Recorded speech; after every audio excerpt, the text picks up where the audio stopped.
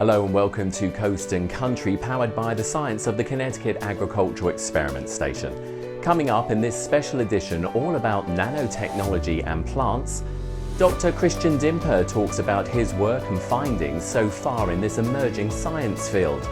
Dr. Nubia Zuveza-Mena explains some of the techniques and technology she's using as part of her work in plant analysis.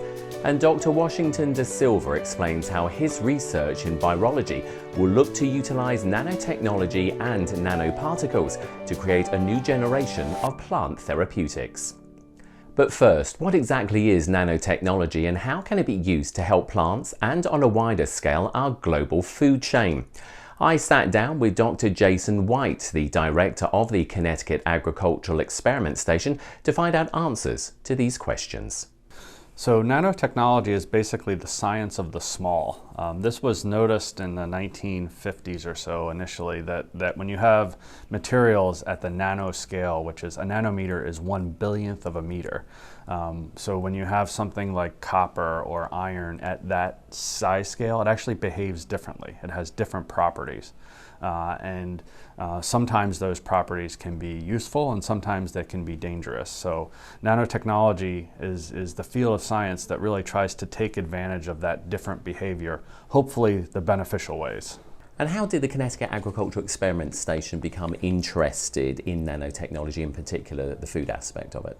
I suppose I'm to blame for that. I was a staff scientist in about 2008. And I was working on how emerging contaminants interacted with plants as kind of a food safety concern. And I took a phone call from a colleague at the University of New Haven, and he had a master's student who was trying to assess the toxicity of nanoparticles to bacteria. They were in a physics department and they didn't know how to grow bacteria. So the student had 6 months left and no data. He was a master's student. So they asked if he could come over here and investigate the toxicity of nanoparticles to plants because they knew I knew how to grow plants and expose them to contaminants. And at the time, I didn't know anything about nanoparticles except I was pretty sure they were small. So I said yes. And the student came over. He worked for about 3 or 4 months. Exposing plants to different kinds of nanoparticles, things like silver and copper and zinc. And what we noticed was that the toxicity of the nanoparticle to the plant was actually different than the non-nanoparticle form, than regular silver or regular copper. And that seemed interesting to me. And when we looked in the scientific literature, we noticed that that had not been published before with plants. So that was our first paper in that area, which was published in 2009, but it kind of triggered this whole interest that we had at the time in what's called nanotoxicology, the toxicology of nanomaterials.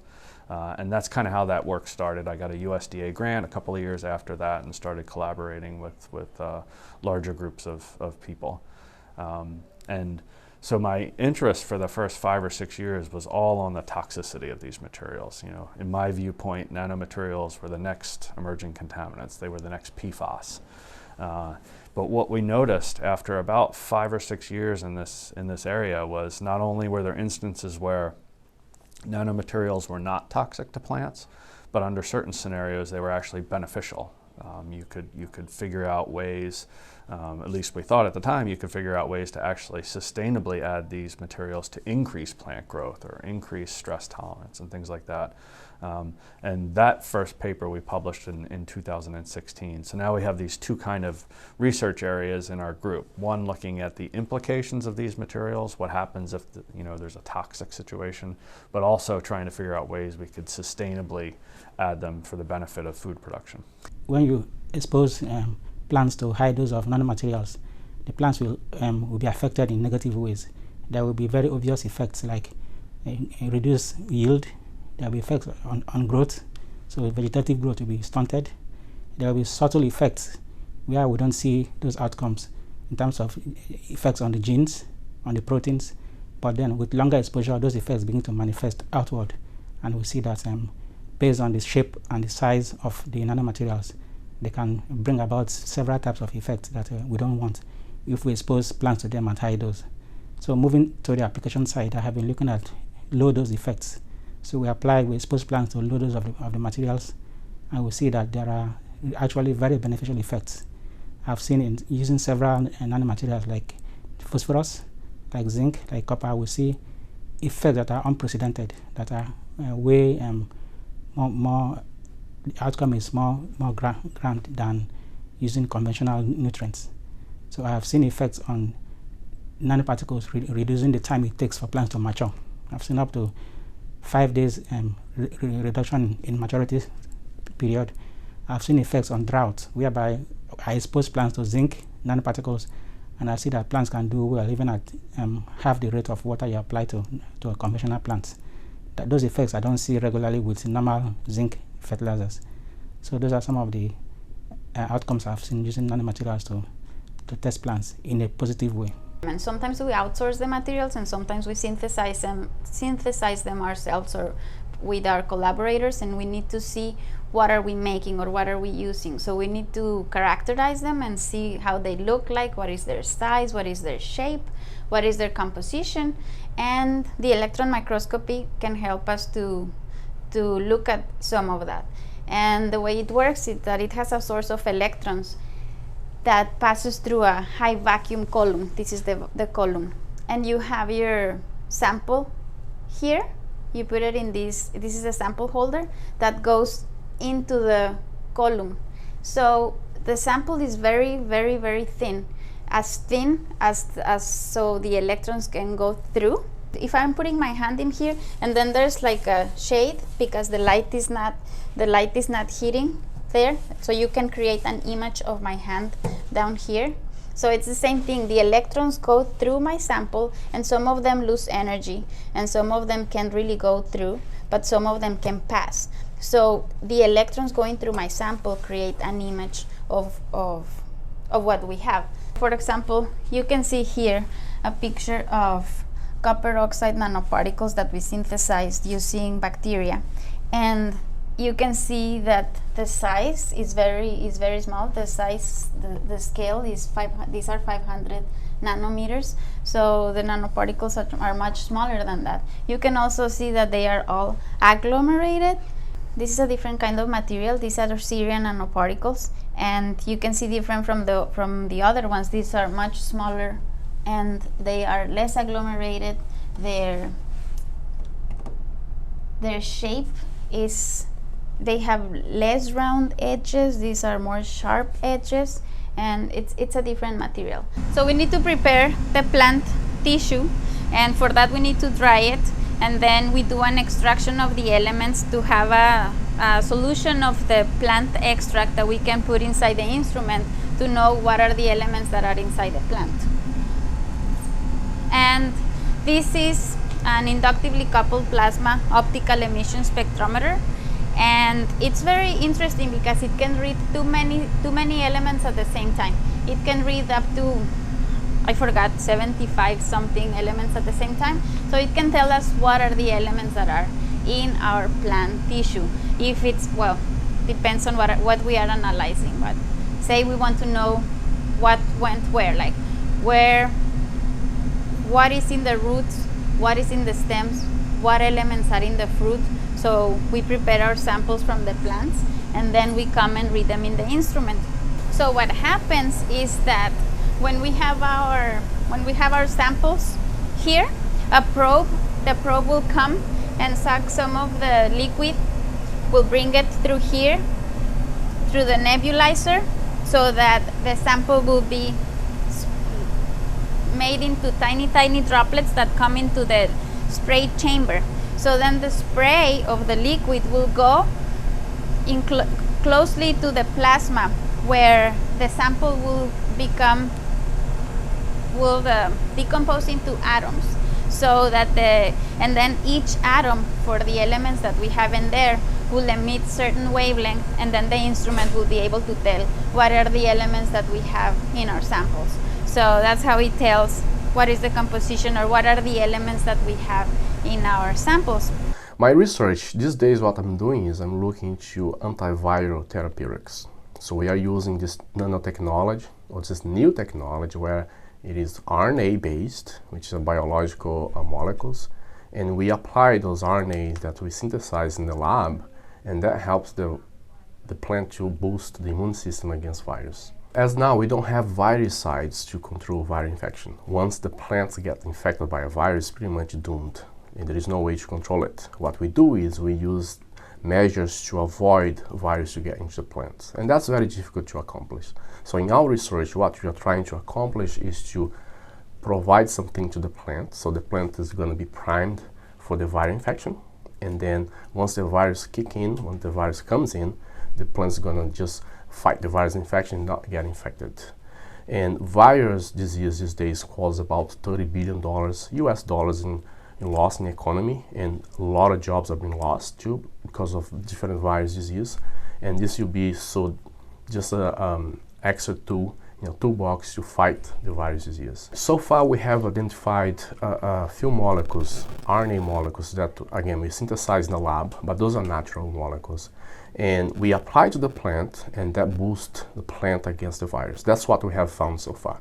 Now we need a delivery system. We need something that can be commercialized and be used by the growers. That's where nanotechnology comes to play.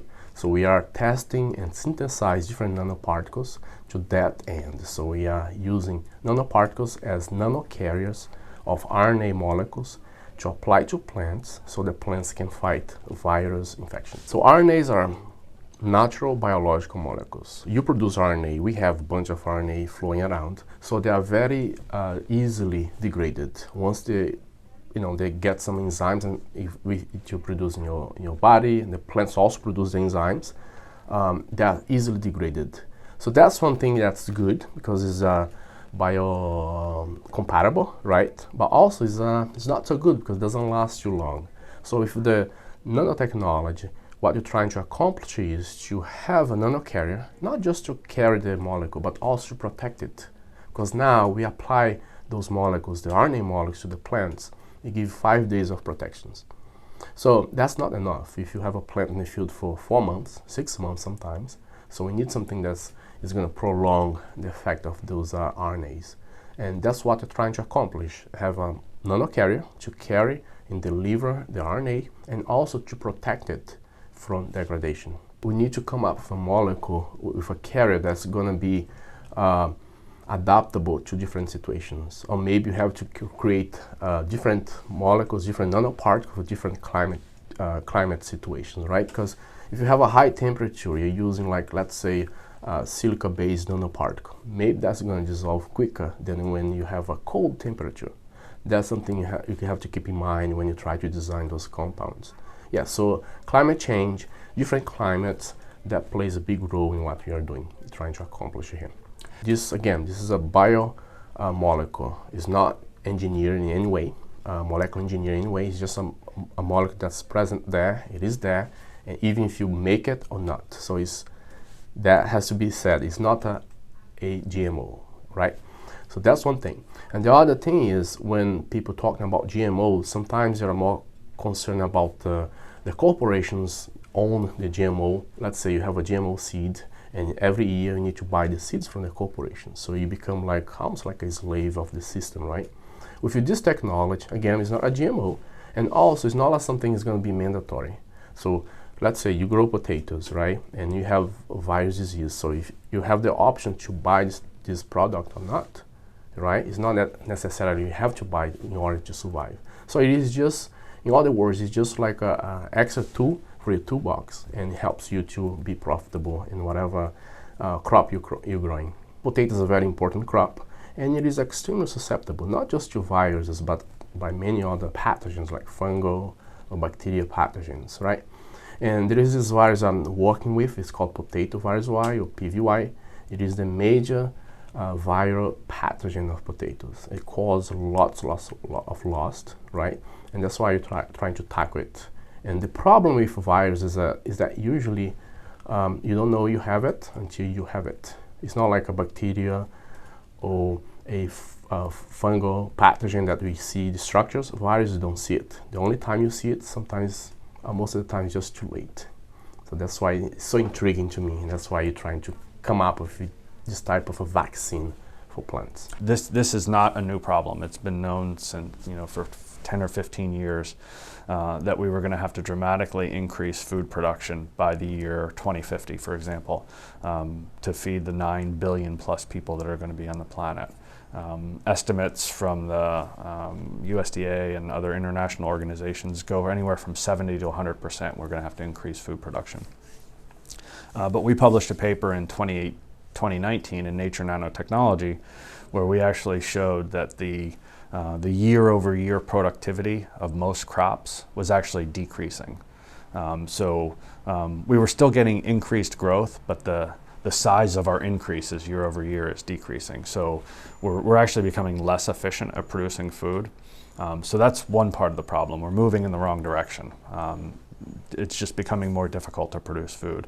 But then you factor in climate change. A changing climate is going to dramatically increase the difficulty of growing food. Just look at what's happening in California with the drought, or in New England with increased presence of pathogens that we've never really seen before, or pathogens that have been here but are just more severe and are restricting growth.